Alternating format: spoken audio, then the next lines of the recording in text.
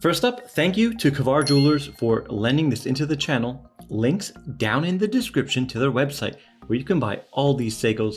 Call them, let them know I sent you, and they will take care of you. Now let's begin. Introducing the all-new Seiko SNE 575 Patty Special Edition. Beautiful blue and black colorway. This thing is gorgeous. A mid-sized diver. You can think of it as an SKX 013 replacement. And just like that 013, this is a pro diver. ISO 6425 rated, of course. It's a Patty. Seiko actually sends these out and wet tests them. That is an expensive process, but you get peace of mind and you get official certification. Now this case is handsome. It has a bold look to it. The lugs are relatively thick and it has a nice high polished chamfer that runs all along that mid case and on top of the lugs, and a little bit of a high polish relief on the inside of that lug. So high polish on both flanks of the lugs. Beautifully done. Matches the high polish on the bracelet. This watch is gorgeous. Now, the case quality of the brushing is not going to be on par to, let's say, the new Marine Master Reduced or 63 Mass, but it is decent. Now, the case shape is relatively flat, gentle curve towards the lug tips. The case back is very thin, so you're going to have a comfortable experience on most wrists. The bracelet is female end links, hollow end links, but they're pretty solid. We got solid links and unfortunately a pressed clasp. It does have a dive extension because it's a pro diver and 4 micro adjusts. All right, the bracelet feels smooth. I don't feel any hot spots. So it's going to be comfortable. Now let's do those measurements. I got 38.6 diameter, 11.1 in thickness, and 46.7 lug to lug. All right. Now the bezel is stealth all the way around except from 12 to 15, and that's an amazing look.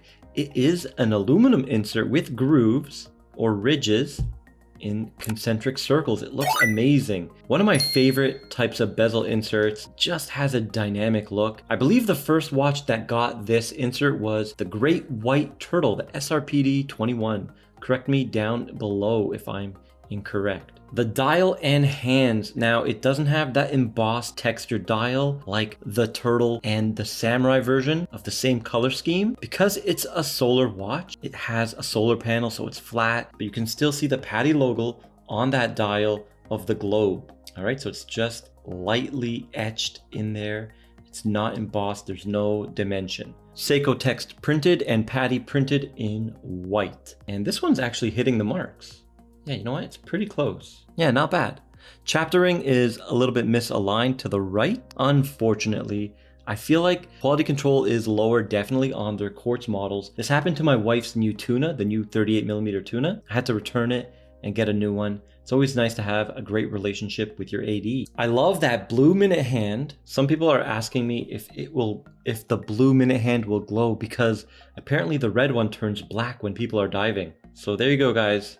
I'm not sure if that helps, but I think it's going to turn black as well. Maybe they switched from red to blue for that reason, but let me know if that helped or did anything or I did it wrong. Okay, so the price on this one is $495 USD. For that price, you're getting a sapphire crystal so it will never scratch, a set it and forget it quartz watch that's accurate to 15 seconds per month, and of course, an ISO rated professional diver. Here we go. I think a lot of people are going to want to see this next to the SKX. Let me line up the hash marks. There. 42 versus 38.5 basically. Man. And the thickness, SKX is about 2 mils thicker. And you know what? The lug to lug is going to be roughly the same. So it's going to wear similar to an SKX, believe it or not. Don't get scared. This is a 38mm. The lug to lug is the most important, and this lug to lug is almost 47. It does have a little bit of reach. They do look long and lean. Very nice. Here she is on my 6.5 inch wrist. Look at that wearability. Absolute perfection for 6.5-inch wrist. Disappears on the wrist, man, and it feels so comfortable. Definitely a winner. I'm glad they went with sapphire, but no AR coating, 0 AR. All right, so very much like a Rolex. Actually, the new sub has AR, believe it or not. All right, pretty good. Man, this size is fantastic. 150 grams. That's pretty heavy for a quartz watch. The bracelet must be heavy. These are solid links for sure with hollow end links. Okay, there is the lume shot, and as you can tell, of course, strong Seiko Lumabrite. Very nice. Wish there was dual color lume, a little bit of blue because of the color of the watch, but it's strong, no complaints here.